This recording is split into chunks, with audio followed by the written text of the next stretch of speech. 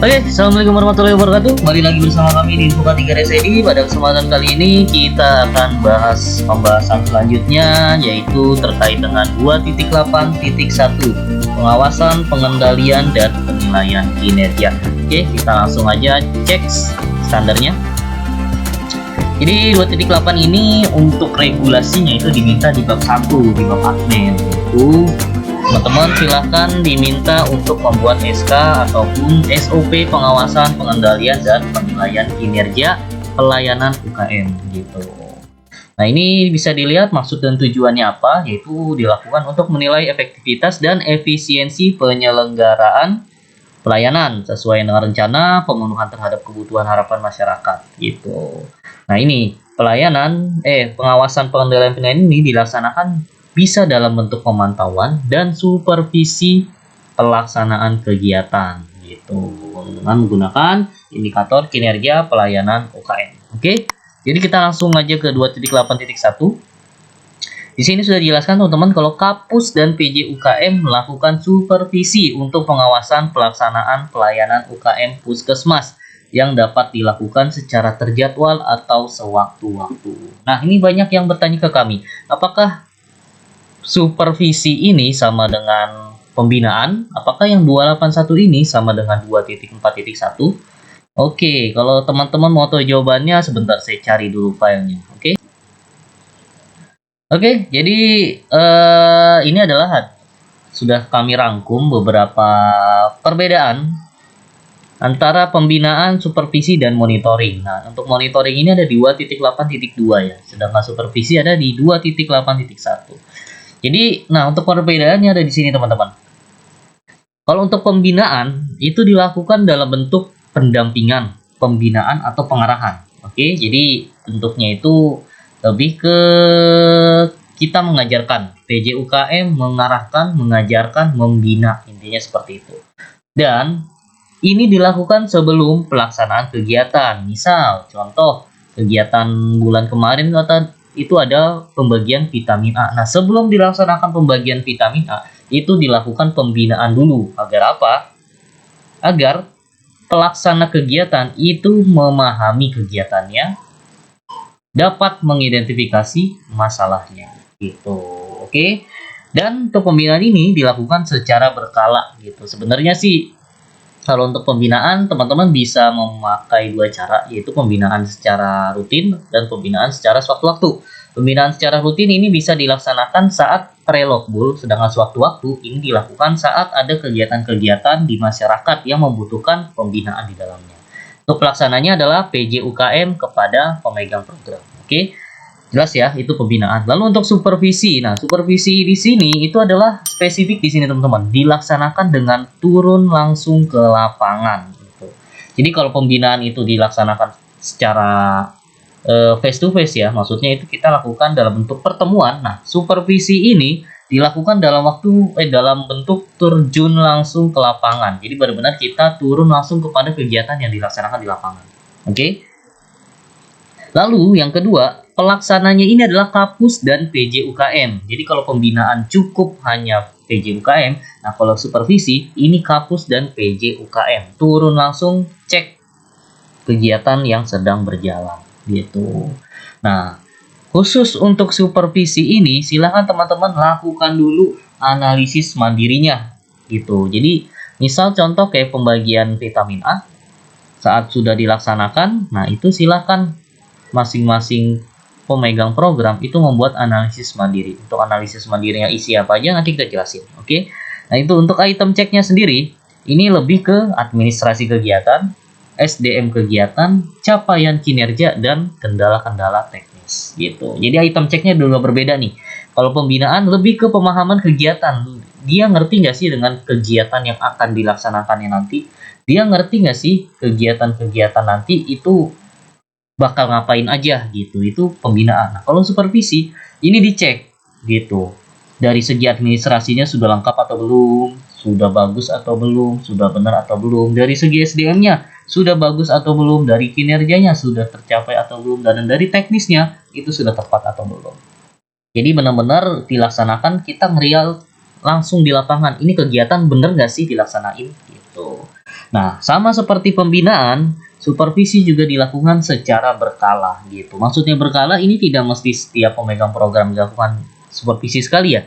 Tapi ini bisa dilakukan langsung dijadwalkan dari awal tahun, kegiatan-kegiatan mana aja yang perlu disupervisi. Gitu. Biasanya untuk item supervisi ini itu biasanya kegiatan-kegiatan yang pertama capaian kinerjanya tidak tercapai di tahun sebelumnya, itu pertama. Lalu yang kedua, memang kegiatan ini kegiatan yang rutin dan melibatkan lintas sektor dan lintas program gitu. Yang ketiga, kegiatan ini melibatkan masyarakat secara luas teman-teman. Jadi cakupannya tuh luas gitu. Nah, ini bisa jadikan item kegiatan-kegiatan apa yang perlu disupervisi gitu. Oke. Jelas ya. Nah, ini untuk monitoring mungkin nanti aja kita bahas pas di bedah 2.8.2. Oke. Kita lanjut ke pokok pikiran. Jadi untuk pokok pikirannya adalah pengawasan dilakukan mencakup aspek administratif, sumber daya, kinerja, teknis pelayanan. Oke, jelas ya tadi.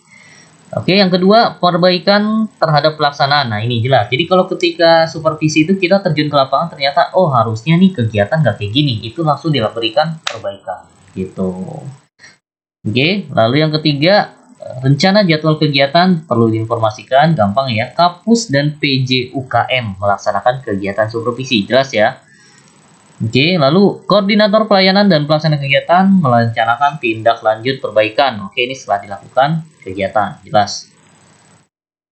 Nah, ini definisinya teman-teman. Supervisi adalah pengawasan terhadap proses kegiatan dan pelaksana kegiatan yang sedang melaksanakan kegiatan gitu. Jadi benar-benar dari proses kegiatannya, pelaksana kegiatannya itu dilakukan supervisi.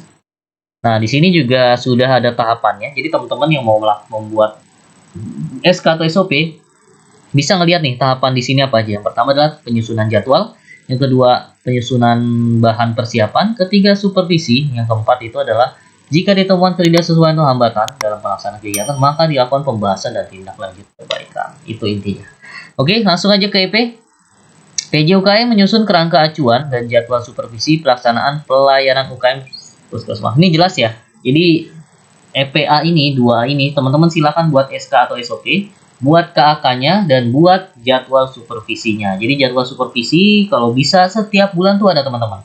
Kalaupun tidak mau setiap bulan, ya minimal tuh 10 kali ya dalam setahun ya gitu. Kenapa saya bilang setiap bulan ada? Karena memang supervisi ini perlu dilaksanakan agar ya kegiatan yang dapat berjalan lebih efektif dan efisien gitu, sehingga dampaknya sangat berasa di masyarakat. Intinya sih di situ. Oke, yang kedua, kerangka acuan dan jadwal supervisi diinformasikan kepada koordinator pelayanan. Oke, jadi yang pertama ini ada KAK-nya, yang kedua poin 2B ini itu silakan dokumennya itu adalah UMAN teman-teman, undangan, materi, absensi, dan notulen. Jadi KAK dan jadwal supervisi itu silakan disosialisasikan. Biasanya ini dilaksanakan di logbul pertama di awal tahun, yaitu logbul Januari. Oke. Lalu yang ketiga, koordinator pelayanan dan pelaksana kegiatan melaksanakan analisis mandiri terhadap proses pelaksanaan kegiatan sebelum supervisi dilakukan. Oke, nah ini analisis mandiri. Banyak yang bertanya kepada kami mengenai analisis mandiri. Jadi analisis mandiri ini adalah hal yang wajib dilakukan oleh semua pemegang program sebelum dilakukan supervisi. Item ceknya yaitu ini aja sebenarnya teman-teman. Yang pertama administrasi, yang kedua SDM, yang ketiga capaian kinerja, yang keempat itu teknisnya gitu. Oke, kita breakdown satu-satu. Kalau untuk masalah administrasi biasa ini berkaitan dengan UMAN. Oke, maksudnya ketika kegiatan contohnya lagi vitamin A, apakah sudah ada undangannya atau surat pemberitahuannya gitu.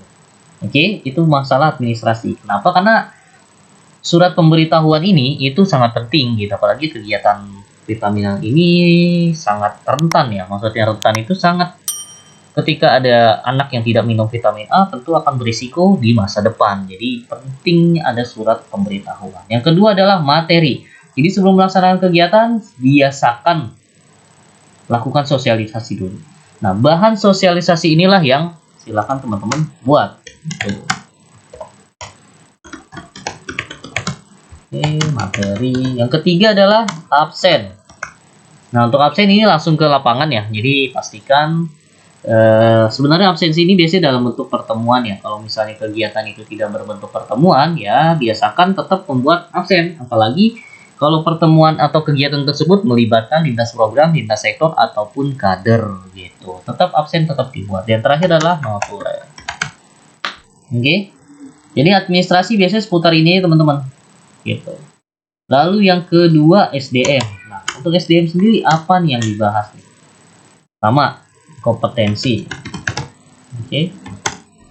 Paling gampang tuh di sini. Kenapa saya bilang kompetensi? Ya, jangan sampai ada kegiatan yang tidak dilakukan oleh orang yang berkompetensi di dalamnya gitu. Lagi-lagi saya contohkan kasus vitamin A ya, pembagian bulan vitamin A.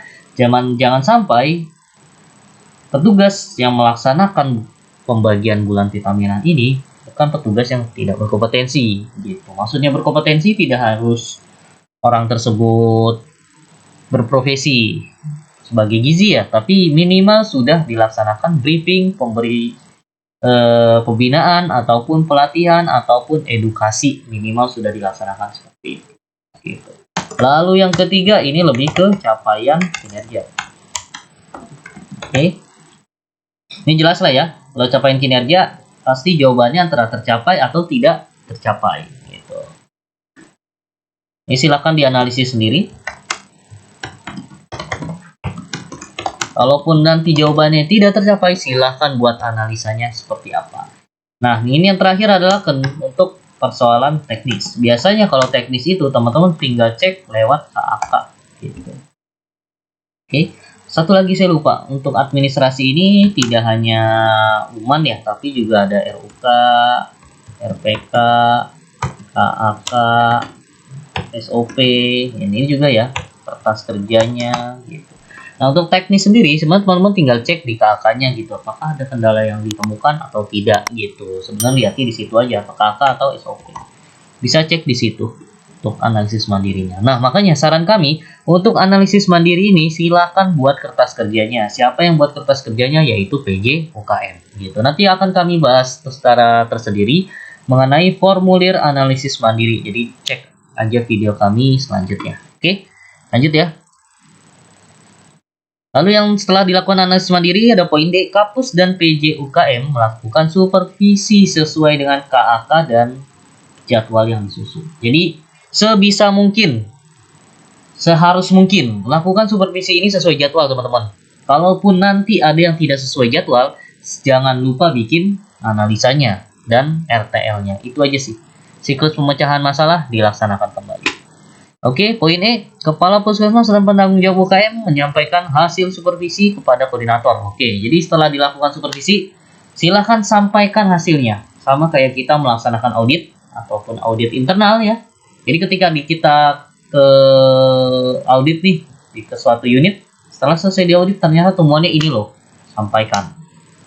Nah, khusus untuk penyampaian hasil ini bisa dilakukan di tempat ataupun di tempat terpisah. Jadi dijadwalkan kembali.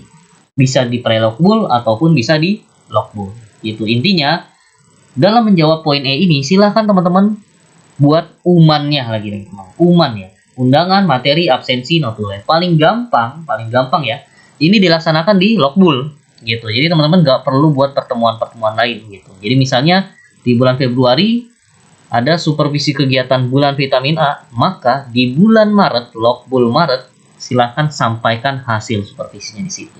Dan pastikan di notulen logbook Maret itu ada penyampaian hasil supervisi yang sudah dilakukan gitu. Oke. Dan yang poin terakhir, poin F ini, menindaklanjuti hasil supervisi. Otomatis hasil supervisi pasti akan ada temuan ataupun ketidaksesuaian. Kalaupun hasil supervisinya sudah baik, ya paling tetap lakukan berikan mereka masukan gitu, entah masukannya berupa tingkatkan kinerja, pertahankan capaian, yang penting adalah kalimat-kalimat seperti itu gitu. Agar apa? Agar di poin F teman-teman pelaksana program, pemegang program bisa melaksanakan tindak lanjutnya gitu. Jelas ya? Jadi intinya sih sebenarnya gitu-gitu aja teman-teman. Ada masalah, kita analisa, kita buat RTL-nya, kita tindak lanjuti, kita evaluasi. Intinya sih seperti itu. Oke, mungkin dari saya sekian. Semoga mencerahkan mengenai 2.8.1. Terima kasih atas kesempatannya. Selamat malam. Assalamualaikum warahmatullahi wabarakatuh.